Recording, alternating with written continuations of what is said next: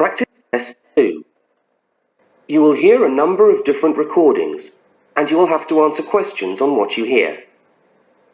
There will be time for you to read the instructions and questions, and you will have a chance to check your work. All the recordings will be played once only.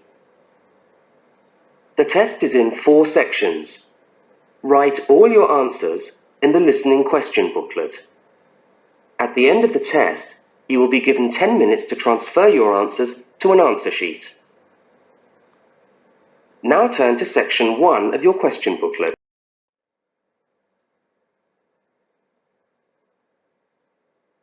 Section 1.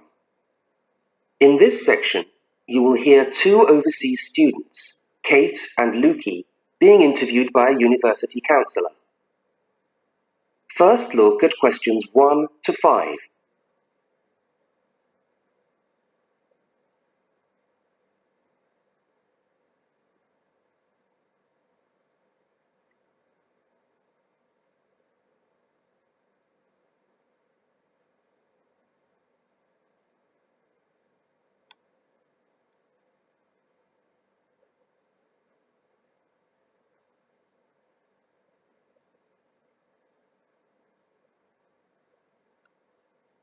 You will see that there is an example which has been done for you. On this occasion only, the conversation relating to the example will be played first.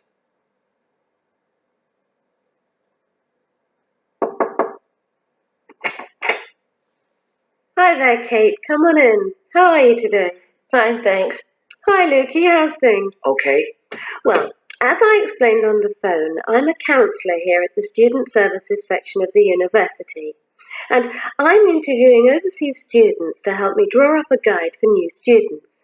So I'd be grateful if you could tell me a little about your time since you've been here in Cambridge. Right. Good idea. Now, Kate, let's start with you. Okay, this is your second semester, isn't it? Could you tell us something about your first impressions of the town when you arrived? Yeah. Well, first of all, I was struck by how quiet it is here in the evening. Kate's first impression of the town is that it is quiet in the evening. So, quiet is the answer. Now we shall begin. You should answer the questions as you listen, because you will not hear the recording a second time. Now listen to the first interview with Kate and complete the notes by filling in the numbered spaces 1 to 5.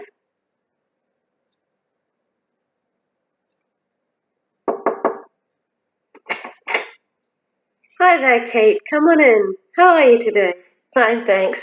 Hi, Lukey. How's things? Okay. Well, as I explained on the phone, I'm a counsellor here at the Student Services section of the university. And I'm interviewing overseas students to help me draw up a guide for new students. So I'd be grateful if you could tell me a little about your time since you've been here in Cambridge. Right. Good idea. Now, Kate, let's start with you.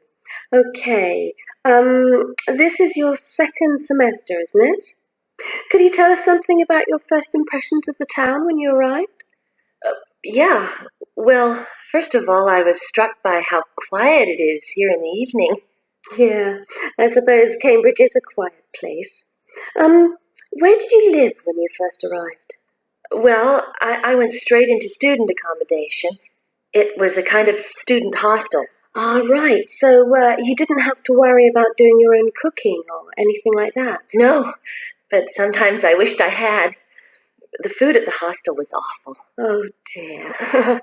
But how were the other students? To be honest, I haven't managed to make many friends, even though the place is full. People seem to keep to themselves. They're not really very friendly. Oh, I'm sorry to hear that. Well, what about the actual course? You're studying, I'm doing a master's by coursework in environmental studies. Oh, right. And how are you finding that? Yeah, well, it's been pretty good, really. I've enjoyed the course, but I feel there hasn't been enough contact with the lecturers. Oh. They all seem to be incredibly busy. The only chance I've really had to talk to them was on the field trip. Well, that's no good. Mm-mm. Could anything be done to improve the course, in your opinion? Well, I think it would be helpful to have meetings with lecturers on the course. Say once a fortnight, something like that. Regular meetings. Uh-huh. Yes, that could certainly help. Now, Kate, we'll come back to you in a minute, but I'd just like to ask Lucy some questions. Before they continue the interview, look at questions 6 to 10.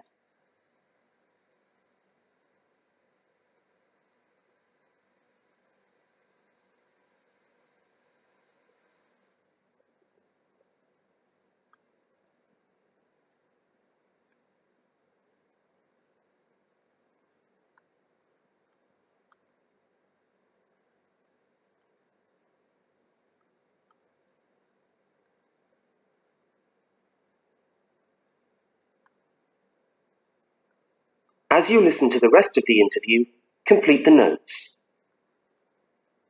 Lukey, where are you from? I am from Indonesia. And how did you find Cambridge when you first arrived? Well, I like it here. I think the city is very beautiful. What about your accommodation? Was that okay? Yes, okay. At first, I stayed with a family for 3 months. They were very kind to me, but they had 3 young children and I found it difficult to study. Right, I see. So after 3 months, I moved out, and now I live with 2 other students in a student house. It's much cheaper and we like it there. Good. And what about your studies? What are you studying? I'm doing a Bachelor of Computing. Computing, I see. Apart from the language difficulties, if you can separate them, how have you found the course? Okay, but... Yes, go on. Well, the main difficulty for me is getting time on the computers in the computer room. It's always busy and this makes it very hard to do my practical work. Yes, I'm sure it would. Can you reserve time in the computer room? No, you can't. But it would certainly help if we could reserve computer time. Yes, I'll look into that and see if something can't be done to improve things over there. Now, let's go back to Kate. That is the end of section 1. You now have half a minute to check your answers.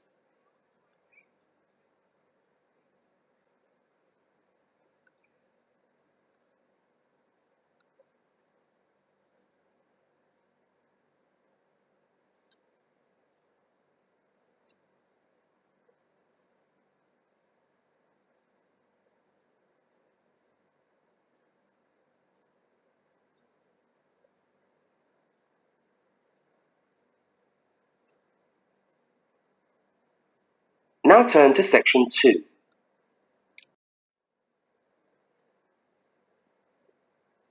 Section 2. You are going to hear a radio talk about buying a bicycle. First, you have some time to look at questions 11 to 20.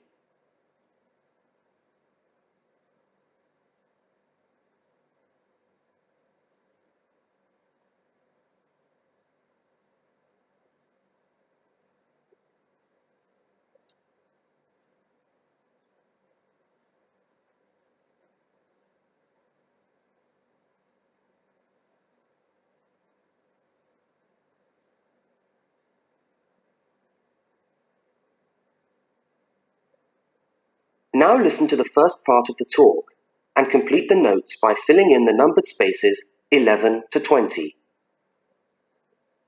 Well, last week we talked about buying camping equipment, and today I'd like to talk to you about buying a bicycle. A simple enough exercise, you might imagine, but there are lots of things to look out for to make sure you get the best deal for your money. Well, the range of bicycles is enormous. There are racing bikes, touring bikes, mountain bikes, or just plain ordinary bikes for riding around town. They vary enormously in 2 basic ways: price and quality. This means that the choice you make will probably be determined by the amount of money you want to pay, your own personal needs, what is actually available, or a compromise of all 3 things. However, in broad terms, you can spend anything from $50 to $2,000 on a bike, so you'll need to know what you're looking for. Single-speed cycles, that is, bikes with no gears, are really only suited to short, casual rides.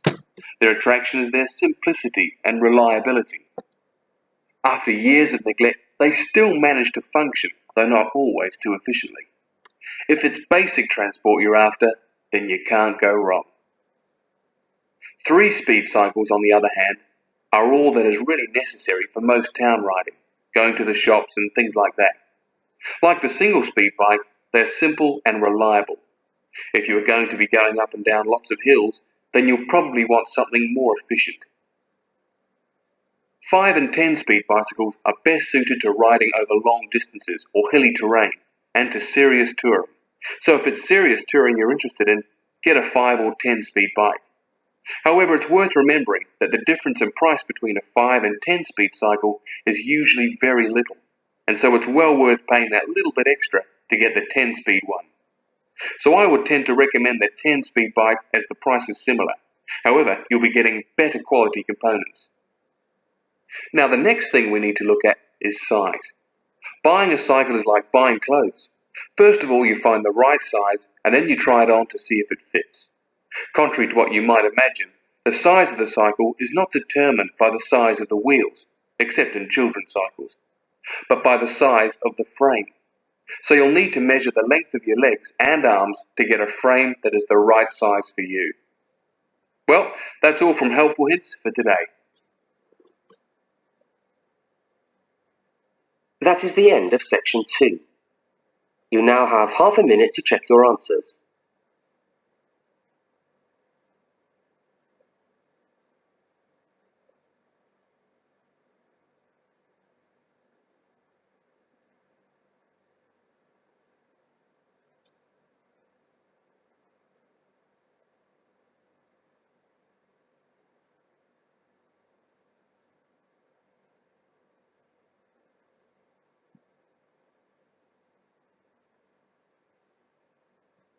Now turn to section 3.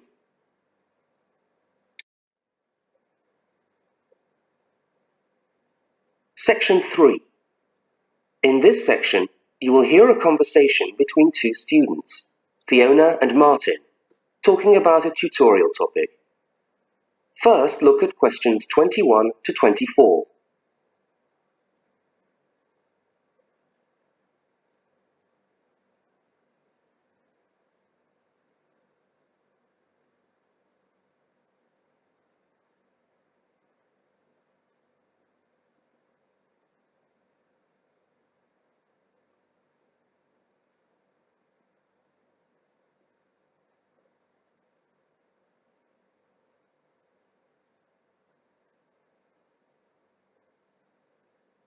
Now listen and answer questions 21 to 24. Hi there, Martin. How are you going with your Australian Studies tutorial paper? Oh, good. I finished it, actually. Lucky you. What did you do it on? I'm still trying to find an interesting topic. Well, after some consideration, I decided to look at the history of banana growing in Australia. Banana growing? Yeah, banana growing. Fascinating, I'm sure. Well, it's not as boring as you'd think. And I wanted to tie it into the work I've been doing on primary industries and the economy. Anyway, I bet there are a few things you didn't know about bananas. Such as? Such as the fact that bananas were among the first plants ever to be domesticated. Oh, really? Yeah, they're an extremely nourishing food. I suppose you're going to tell me the whole history of banana growing now, aren't you? Well, it'll be a good practice run for my tutorial next week. I'll do the same for you sometime. Okay, fire away. So where were these bananas first domesticated? According to my research, the Cavendish banana, which is a type of banana, and the first type to be cultivated here, actually originated in China, but they had a fairly roundabout route before they got to Australia. You mean they didn't go straight from China to Australia? No, they didn't. It seems that in 1826, bananas were taken from South China to England. I suppose they'd have made a welcome addition to the English diet. Yes, I'm sure. Well, apparently there was an English duke who was particularly fond of bananas, and he used to cultivate them in his hothouse, which is where you have to grow them in England, of course, because of the cool climate. And they became quite popular in the UK. So he was the one responsible for cultivating the Cavendish banana, which was then introduced into Australia. I see. And we've been growing them ever since. Yeah. Now look at questions 25 to 32.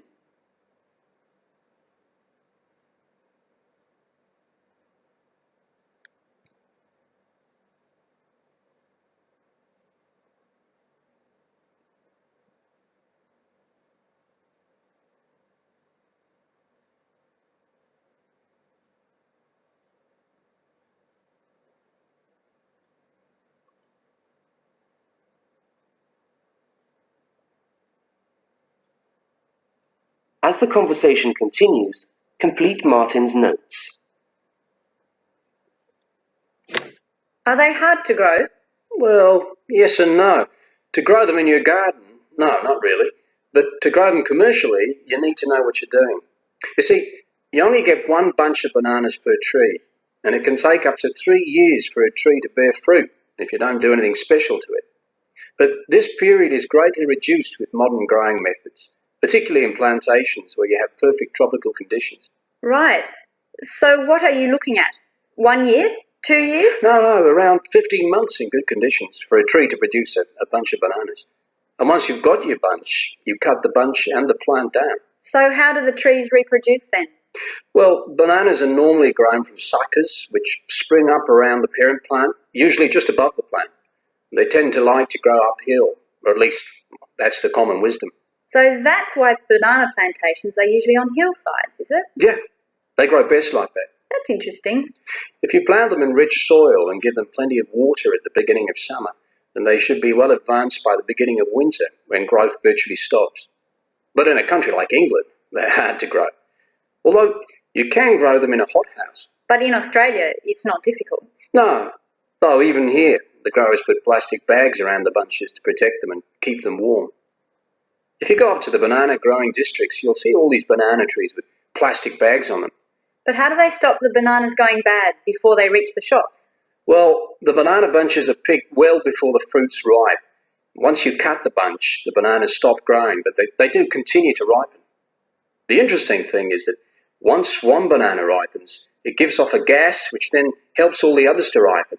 So they pretty much all ripen within a few hours of each other. Amazing. So do we export lots of bananas overseas to Europe and Asia, for instance? Well, oddly enough, no. I believe New Zealand takes a small proportion of the crop, but otherwise they're mostly grown for the domestic market, which is surprising when you think about it, because we grow an enormous number of bananas each year. Yes, well, thank you for all that information. I'm sure the tutorial paper will go really well. You certainly seem to have done your research on the subject. Let's hope so. That is the end of section 3. You now have half a minute to check your answers.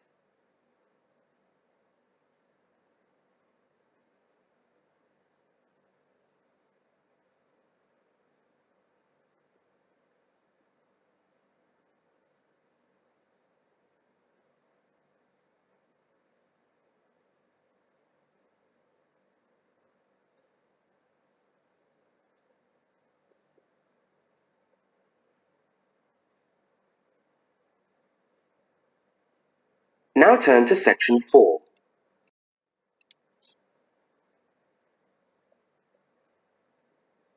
Section 4.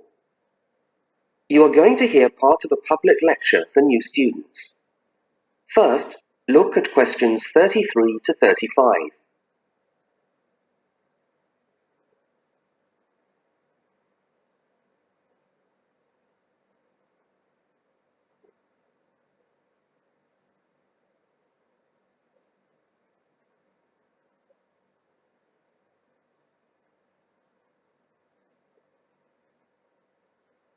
Now listen and answer questions 33 to 35.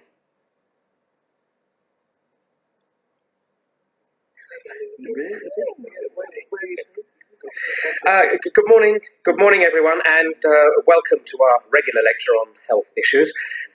This series of lectures is organised by the Students' Union and is part of the union's attempt to help you, the students of this university, to stay healthy while coping with study and social life at the same time.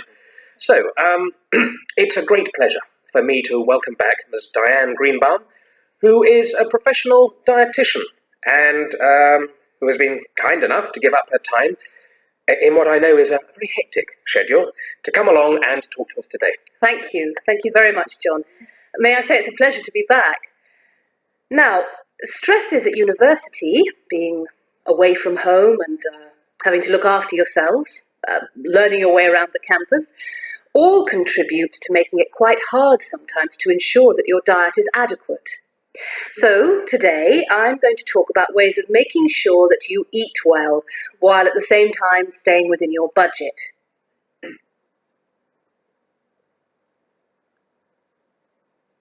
Now look at questions 36 to 41.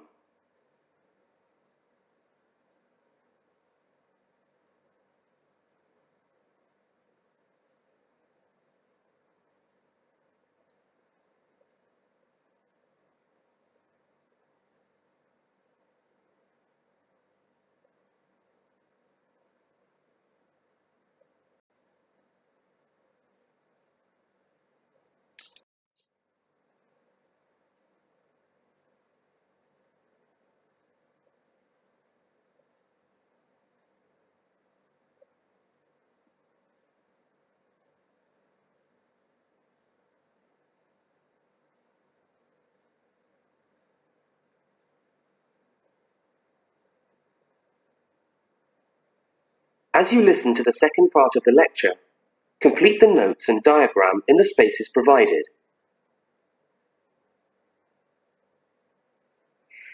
If you have a well-balanced diet, then you should be getting all the vitamins that you need for normal daily living.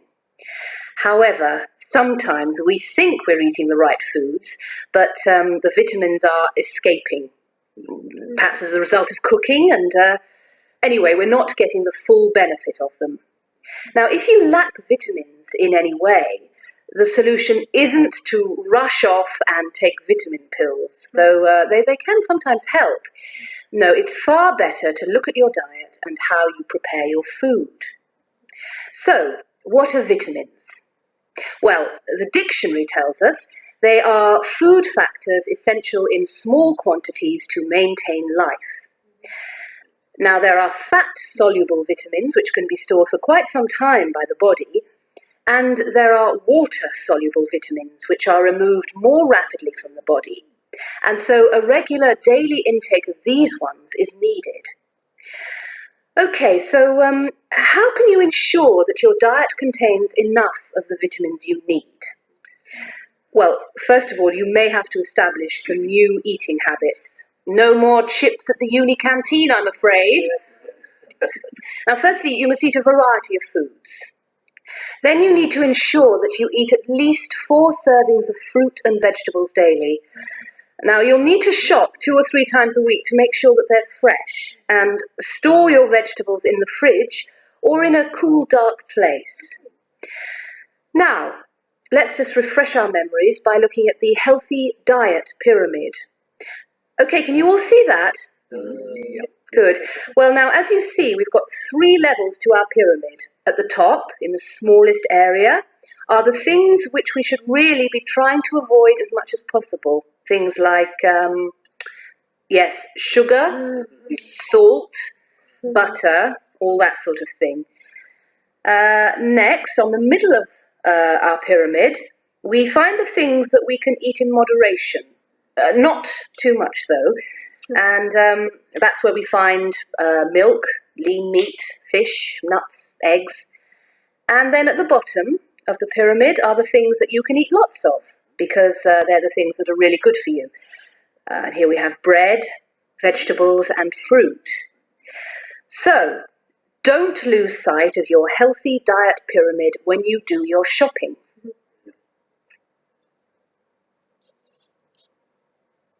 That is the end of section 4. You now have half a minute to check your answers.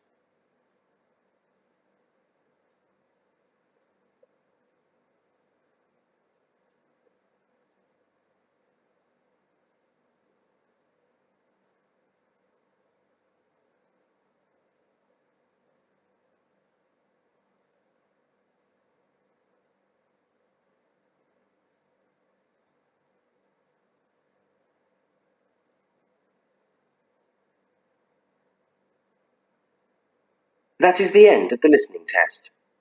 You now have 10 minutes to transfer your answers to the listening answer sheet.